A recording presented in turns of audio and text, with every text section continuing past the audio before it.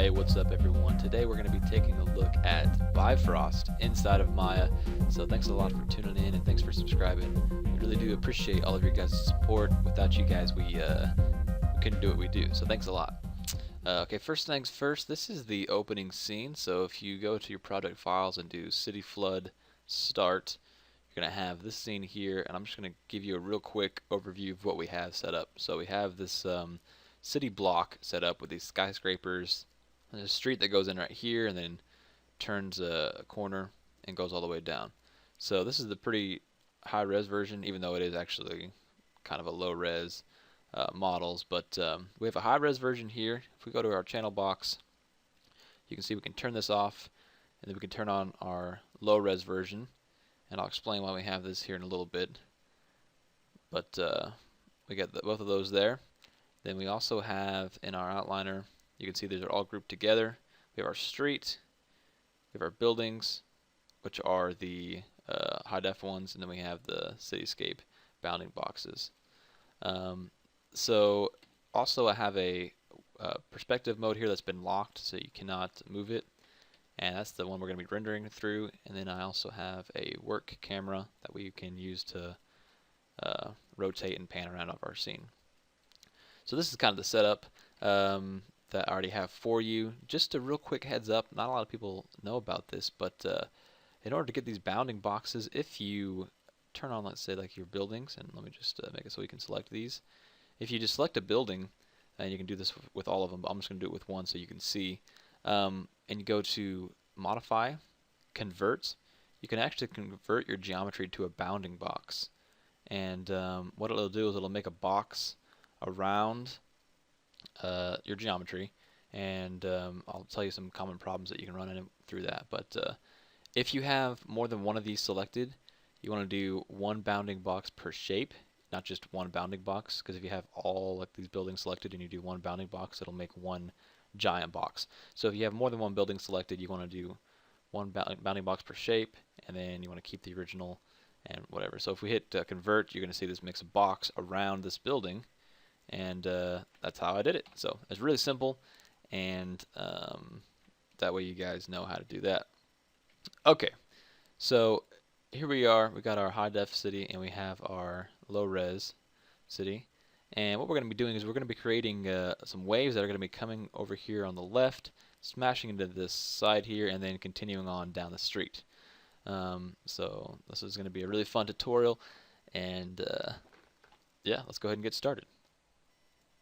Okay, the first thing we're going to want to do is enable Bifrost. So if it's not already turned on, which I don't have it turned on here, so I can show you how to do it, you're going to want to be in your Animation tab, and then we'll go to Window, Settings and Preferences, Plugin Manager, and most likely scroll all the way down to the bottom, and you'll see a drop-down box that says Bifrost, and we're just going to click Loaded to apply to all of them, and then you'll see up here that Bifrost drop-down menu has appeared, so we'll close that, and now we have our Bifrost turned on and all the options here. So now for this tutorial, I'm kind of assuming that you already know a little bit about Bifrost and what it does. Maybe you haven't ever made a simulation with it, and that's okay, but at least have some sort of knowledge of liquid simulations and that kind of stuff. You've done it before in the past. So we're going to go through some things kind of fast, and then we're going to come out with another tutorial that's going to be a free tutorial for everybody. That's kind of more of a thorough explanation of Bifrost and what it does. So this one here is a little bit more advanced, so if it's going too fast, I recommend you take a look at that free tutorial that'll kind of walk through every single aspect of Bifrost. So here we go. I'm going to go ahead and turn off our buildings so we can just see this here, and I'm going to create some geometry. So let's go ahead and create a plane, and we'll drag this up here and rotate it 90. So what we're going to do is we're going to set up some objects that we're going to emit from, because Bifrost you can emit from objects, and we're going to set up some objects right here that's going to push the water out and then smash into those buildings. So I have an object here, and I'm going to increase the subdivision width and height by 4. and then I'm going to make this a more interesting shape. So I'm going to open up my modeling toolkit here, and same thing with the modeling toolkit. If it's not available, this is the button for it. If it's grayed out for some reason, you're going to want to go through and go to your settings, preferences, plugin manager, and then right here it says modeling toolkit. Go ahead and load that up. So and then we're going to do target weld, and we're going to create a more interesting shape here, more of like a star shape. So now, in doing the simulations, I've looked at a lot of different techniques that people have been using. This is one of the best ones I have found for this type of simulation, where you create this star shape. And the reason why you do this, because as you emit the particles from it, and you'll see here in a bit, the particles will adapt the shape of whatever the geometry is. So you're going to want to make some type of interesting shape, not just like a box or anything like that, because the particles will actually adapt the shape that it is emitting from. So you want to do something that's a little bit more interesting. So we got that there. I'm going to go ahead and turn this on so we can, there we go. And then let's go ahead and select it and duplicate it and bring it down so we have more than one.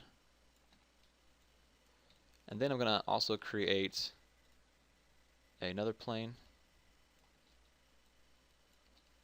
and we'll rotate this up 90 degrees as well and pull it back. So what this is going to do, this is going to allow some water to already be there. So as this is emitting, we're going to have some water that's already on the floor right here. It's going to produce out, and then these are going to splash on top of it and create a really cool wave. So there we have it. I'm going to go ahead and select all of these and combine them, and then we'll go to modify, center pivot, and let's also go ahead and go to edit, delete all by type, history. There we go. So we have our mesh here that we're going to be emitting our particles from, and what I want to do is I want to extrude these out, because right now if we just applied our emitter to this, we would get particles on it, but it'd be really thin, because Bifrost actually looks at how thick the object is, and however thick it is, the more particles there'll be. So we're going to take it, we're going to go to face, and we'll select all the faces here, and then we'll just extrude it, and we'll just extrude it out. You want it to be kind of thick, and that way, because the thicker it is, you know, the more particles you'll have, and we want it to be pretty thick. We want a lot of particles to be hitting this wall here. So that looks pretty good. We have this here, and let's go ahead and apply some liquid to it. So with this selected, we're going to go to Bifrost and create liquid. And you can see right away we do have, I don't know if you can tell, there's some little particles along here, and you have a new box around here. And if I go to my outliner, you will see that we have 3 new nodes now. We have a Bifrost Liquid node, we have a Bifrost Mesh node, and then just the Bifrost 1 node is what the default name is. And I'll kind of explain what all these do here in a little bit, and what the different settings are for each one. So, okay, let's go ahead and just rename this real quick so we can keep everything nice and clean. This wants to be, let's make it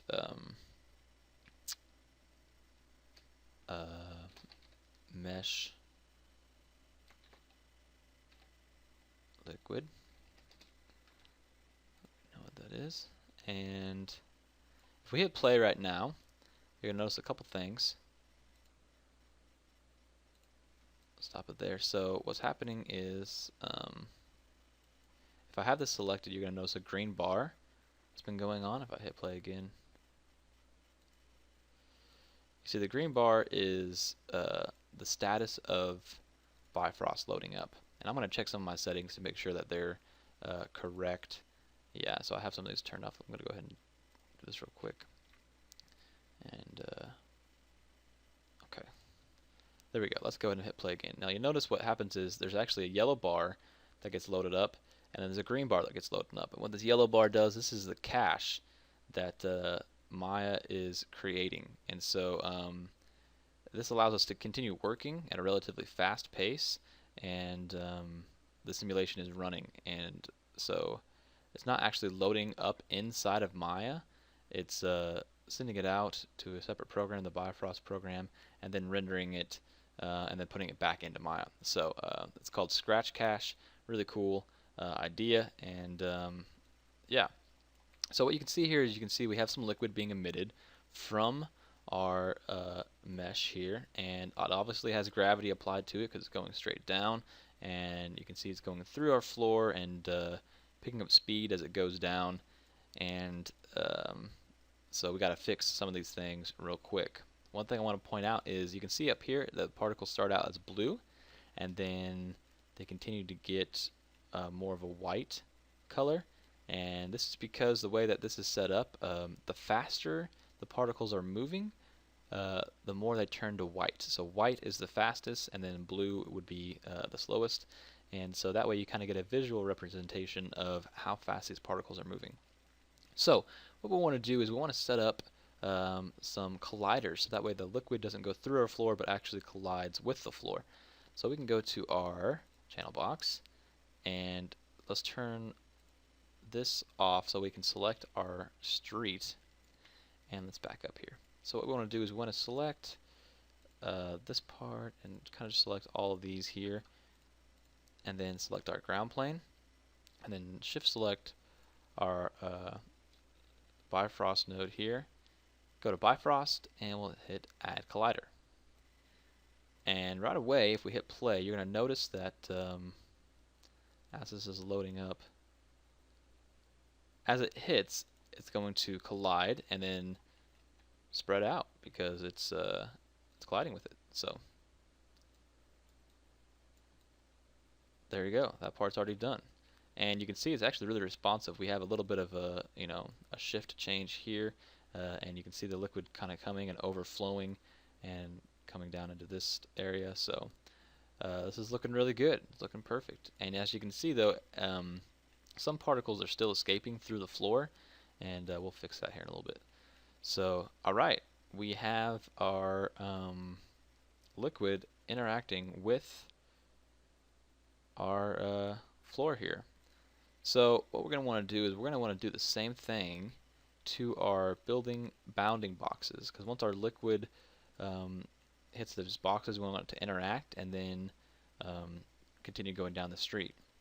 The reason why we've made the bounding boxes and don't want it to interact with our high definition building is because it just makes it a lot easier. You want to save as much computer space as possible, and you're not even going to really be able to tell a difference between it just being a completely flat, really simple geometry box or it being a high resolution. These buildings are actually not that high resolution, but if you're working with a different simulation where you have a high resolution object and you want to have some kind of collision with that, with the Bifrost Liquid, you're going to want to create some type of lower resolution geometry in order to have that collision. So that's why we have it here. So what we're going to do is we're going to select these boxes, and all I'm going to do is select the ones that the water is going to be interacting with. So let's just shift select all of these here, and right about there our camera cuts off. So just mainly the front buildings here, and as you can see in my outliner I already have my Bifrost node selected. So I'm going to go to Bifrost and hit add collider. So now this will collide with these buildings, and we can bump up our frames here, and let's give it a look. Select my Bifrost Liquid. Let's hit play and see it collide with these buildings here. Okay, I went ahead and loaded this up here. Now, anytime you're dealing with particles and simulations, it's obvious that it is kind of taxing on your computer, and if you have a crappy computer like mine, it's not gonna, it's not good for it. So my computer is probably about to explode, but that's okay. there are some things we can do to help save your computer's memory, and you want to make sure that you're making an efficient simulation, as efficient as possible. So what we're going to do is, you can see here, first off, you can see that it is colliding with our buildings. The water's coming in, it's going up, and then selecting that there. And it is even colliding with these light poles here. You can see it's getting caught up a little bit right here. But what I want to do is I want to save as much of my computer memory as possible to have a really efficient simulation, because right now a lot of the liquid is being leaked out the back. It's going in between these buildings. You can see there's some underneath it that we can't even see. We can't even see the stuff out here in the back. So what I'm going to do is I'm going to add something called a kill plane. I'm going to go ahead and turn off these buildings here. So what a kill plane will do is it'll get rid of all of these particles that I'm not even seeing, and really help make this simulation a lot more efficient. So with the Bifrost node selected, I'm going to go to Bifrost and add kill plane. And I'm going to move this over here. Now, one thing I want to point out is that let me make a quick change here. Is that these kill planes are infinite. So they look kind of small, but they actually go in all directions. So I'm going to rotate this up 90 degrees, or actually it would be 0 degrees in the X. And let's move it up here.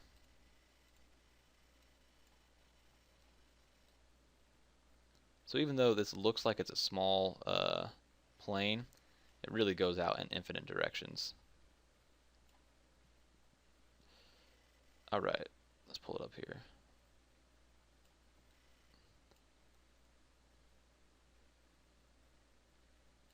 Put this one right behind our simulation, and that way any particles that are leaking out the back will get killed and therefore not be a part of the simulation anymore. So it looks pretty good. Now we're going to want to do this to all of the places that we saw our simulation leaking. So we're going to make one for the bottom underneath here.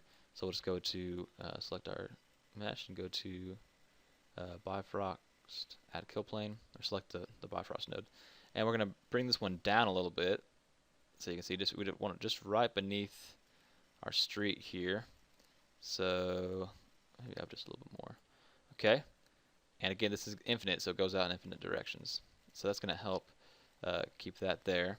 Then we're going to add another one over here on the side where the buildings are at, and another one over here, and another one behind our camera. That way when the liquid gets there, it'll kill it. So I'm going to add these three using the same process real quick, and you guys can go ahead and do the same. Okay, so I have all of our kill planes added. We have one back here. We have one over here. Then we have one towards the end of the camera. So that way the only liquid that's being simulated is going through here and then coming around the corner. So if we hit play, as I've already done a little bit, you can see that no longer do we have any liquid coming out the back here. And let's even hit play for a little bit longer and have that load up as we back up from the beginning. And we'll see that the liquid is even, when it collides with the buildings, as it goes in between, it will dissipate as well. So you can see here there's no liquid coming out here, there's none going past here, and then eventually there'll be none going past there. So perfect. This is looking really good. Let's go ahead and take a look at some of our Bifrost options here, and we can get started with creating this simulation. So I'm going to turn back on our bounding box buildings, and you can see we're colliding with those really well. And we have our mesh emitter hidden. If we go to our perspective view, you'll see that you can't even see that, but the water is looking really good. Now if we render this out right now, it's going to look like one giant blob. That's because we haven't we haven't made or tweaked our settings yet. So if you're following along and rendering this out, and you're getting frustrated, don't worry. We still got a lot of settings to change, and we'll get that really cool looking splash effect here in a bit. So let's go ahead and open up our settings here, and we'll see what all we can change. So if I go to the outliner and I click on the Bifrost node here, and we go to our attribute editor, you're going to see we have a Bifrost shape, and we have a liquid container, and our material. So let's go ahead and go through the Bifrost shape real quick. There's a couple different ways you can display the simulation. One of them is by particles, which is what we have now, and you could do point or you can do sphere. I'm going to turn on the sphere so you can see what this looks like.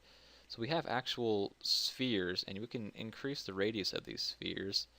And I like working in this mode better because it gives you a feeling of weight. It's not just points; it's actual like depth to your simulation.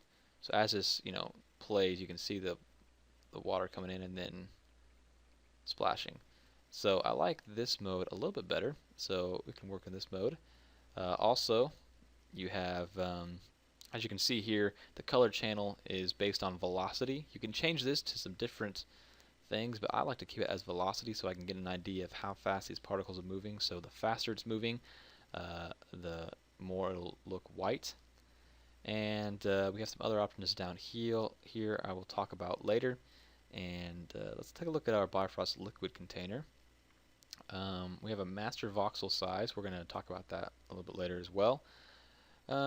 We have our gravity. So we have the 9.8, which is real world gravity, and also going in -1. So that's what's pulling down these particles and then having it collide with the floor and interacting. So there is a gravity solver applied to this that we can change if we need to. Caching, we already have our scratch cache enabled by default, so that's all good to go. We have some emission options that we're not going to mess with right now, some collision options, and so on and so forth. But the main thing we're going to work on here is in the Bifrost shape. And what we want to do is we actually want to apply a new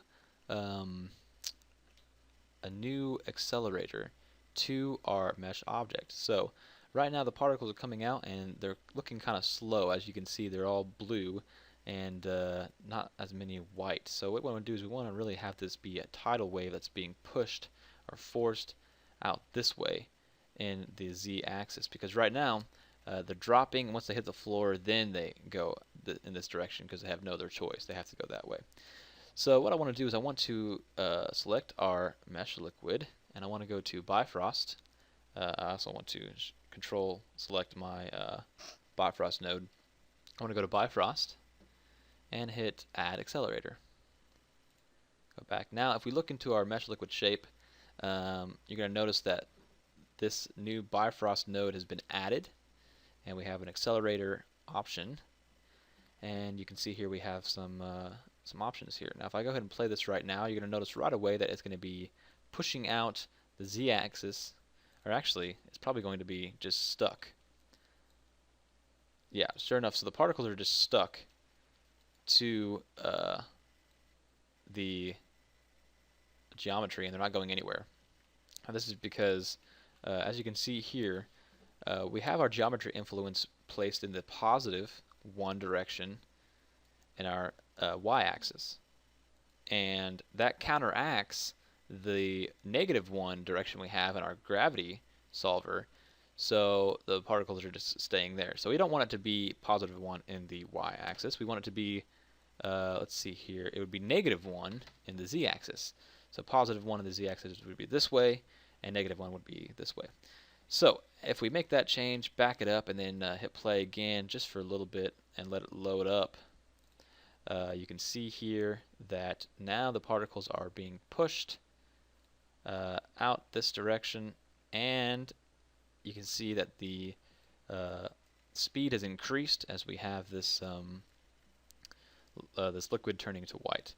So right now the default is, let's go to our mesh liquid again, and the default is an influence of 1. If we want to increase the force at which this pushes it out, we increase the influence.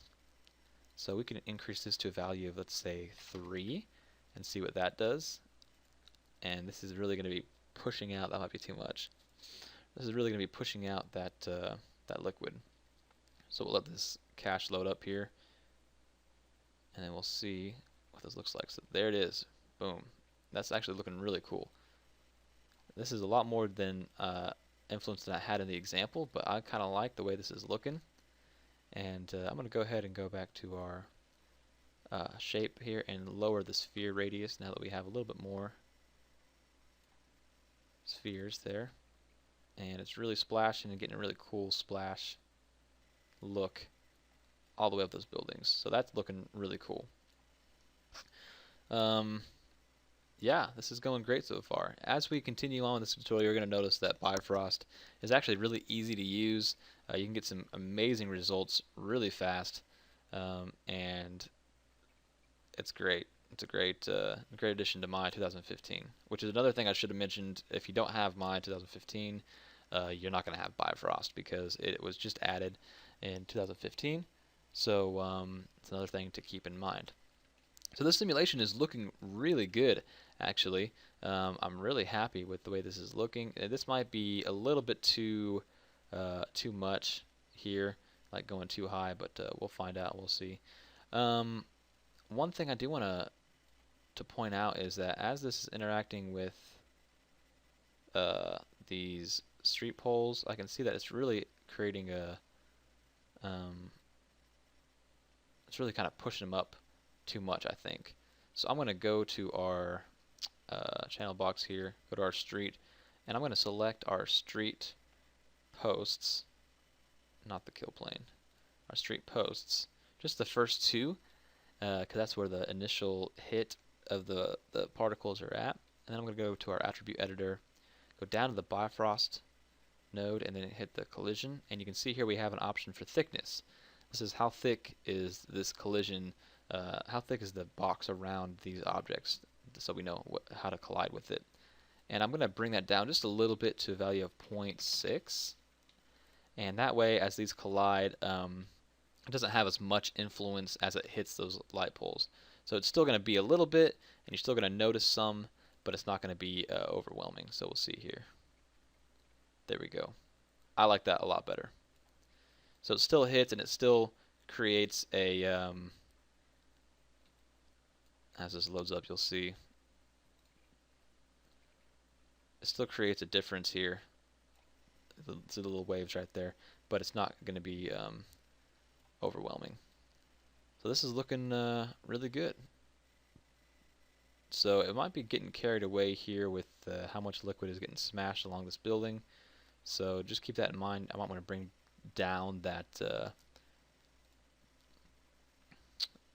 back in our liquid shape here, bring down that influence a little bit, but you know, just experiment with it and see what you think. But as of right now, I'm just going to leave it like that.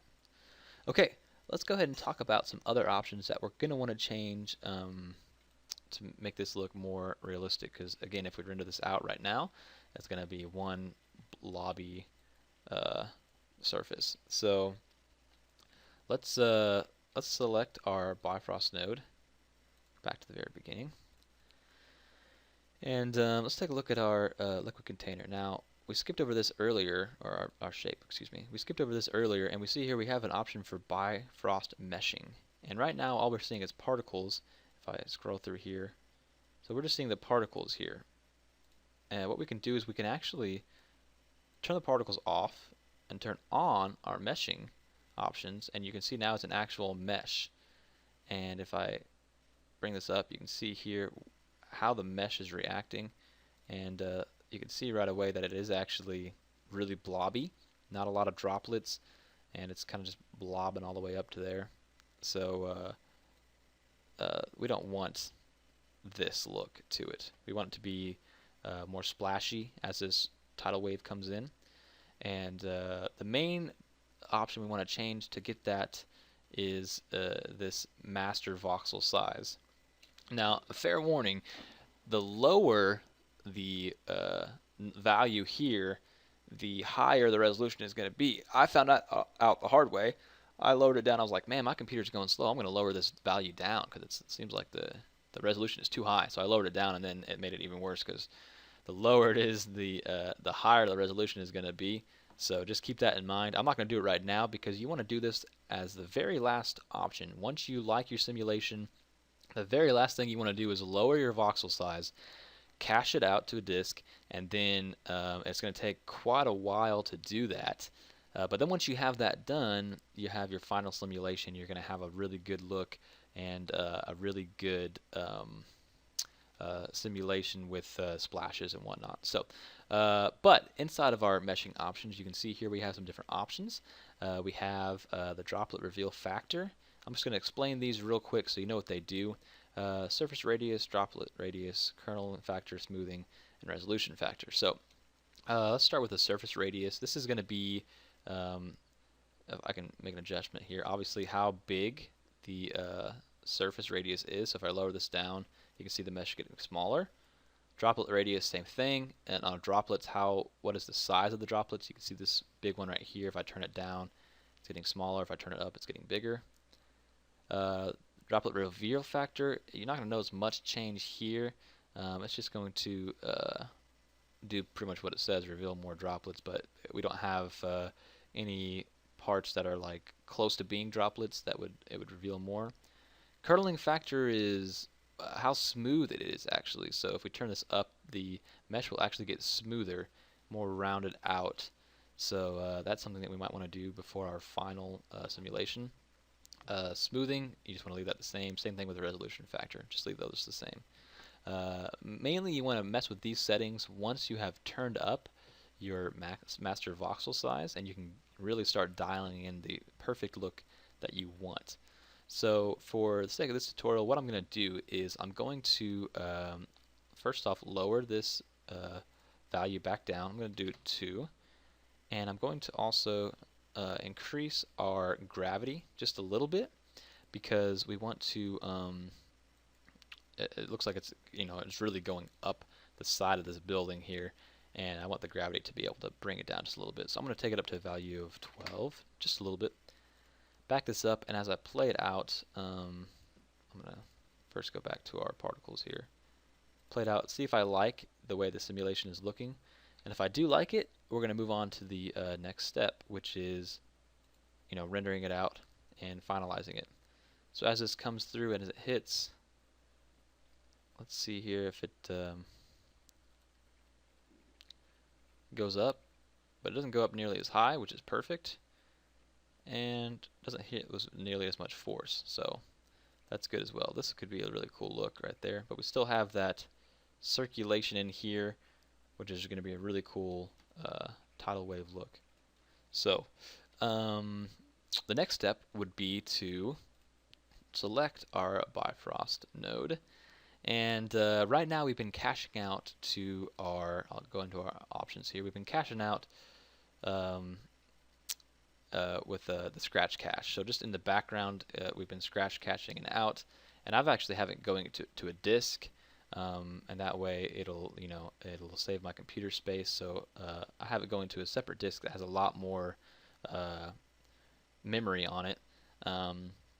But what we want to do whenever we go for our final simulation, if we're happy with the way this looks and we're happy with the simulation, what we want to do is we want to go into our Bifrost options. We want to disable our background processing. That's what's going on here as the bar turns green and it first turns yellow. It's creating that scratch cache. So we want to disable that and disable all these options. The reason why we're doing this is because we want as much memory as possible to go to the final simulation. Then we're going to go back in here to our Bifrost Liquid container, and we're going to turn the master voxel size down to a value of 0.1. Then we're going to back this up. Now this is going to be really high resolution, and it's going to slow your computer down a lot. And hopefully Maya doesn't crash here on me right now. What you want to do is you just want to give your computer enough time to work through all of this, and so go like to a movie or something as your computer is rendering this out, because it's going to take some time. So what we want to do is, in our Bifrost options, go to Compute and Cache to Disk. We're going to cache this out, not using the scratch cache, but we're actually going to cache it out to a disk. So we're going to open up these options, and I'm going to, I already have a cache here that I've created, but this folder would normally be empty. You'd hit Open, and it would create this this new cache setting. And you can see here we have, you can just do the time slider settings, or you can create your own start to end time, frame 1 to frame 100. And once you have that done, you're going to want to hit Create, and then give your computer some time to calculate all this data. So once it's done, though, what you'll have is you'll have a cached out version of your simulation at a much higher resolution. And then what you can do is you can actually open up other caches. So I already have one created, so I'm going to open up the cache that I already have created. And it doesn't matter which frame I select, I'll just hit Open and give that some time to load up. And I will scroll through here to a different frame, and you'll see right away the amount of particles there are and how the resolution is a lot higher. So you can see here, this is the cache I have created, and you can already see how many circles there are, and how you can really start to see those waves in between there. And this is the actual simulation I used to create the image you see on the website and everything. But a fair warning, the amount of size this takes up is quite a bit. If I go back here to my cache, you can see here that this is for one individual frame. It starts out at 5 kilobytes. It goes up all the way to frame, I think I only went to frame 70, and that was at 115 kilobytes. So it takes up quite a bit of space really fast. The one thing to keep in mind, there is not just one, but two images it caches out, because it caches out for two separate reasons. So I forget why it does two, but you have two. So really the total of this for one individual frame is 115 kilobytes plus this 86 kilobytes. So it takes up a lot of space. Make sure you have gigs of space to be able to store this cached disk onto, like if you had like an external hard drive or something like that, you can store it onto there. Now once this is finished, you're pretty much good to go. You have these different options here in your Bifrost mesh options. You have this liquid material, and the default is actually pretty good. I'm actually pretty happy with the way the default looks. But you can see here, I'll just go through this real quick. You have your diffuse color. This is the color of the actual liquid. Your reflection color, what is it going to reflect? Foam, I normally just leave foam white because that just is what foam looks like. Your diffuse remap, this is what the color of the liquid is actually going to be at different depths, so you can experiment with that, change it around a little bit. If you don't want it to be more blue, you can turn it to like a muddy color, like a brown maybe, if it's not coming from an ocean. Your reflectiveness properties right here, how glossy is it, how much does it reflect the overall surfaces. I think I had that turned up quite a bit for the example image because I wanted it to reflect the light poles here. Just all these different options. Refraction, pretty simple options, but experiment with these, see if you can't get some really good looks. I think I just went with the default with a couple minor changes to some of the reflection and some of the refraction properties for that sample image on the website. But yeah, all this is going to be available for you guys in the project files. I have the finalized one here. I couldn't include the cache because it takes up so much space, but you'll get the final at least simulation. And yeah, I hope you guys enjoyed this tutorial. This is pretty much it. Like I said, it's pretty simple to set up a Bifrost simulation. You can get some really cool results. Just a quick overview of the Bifrost options and what different things do. Again, if this went a little bit too fast for you, please check out the free tutorial we're going to have posted here in just a little bit, and go through all these options in more detail, explaining what they do in more detail, and and create more of a simple simulation to start out with. But for now, thanks a lot guys for tuning in, and I'll see you on the next tutorial.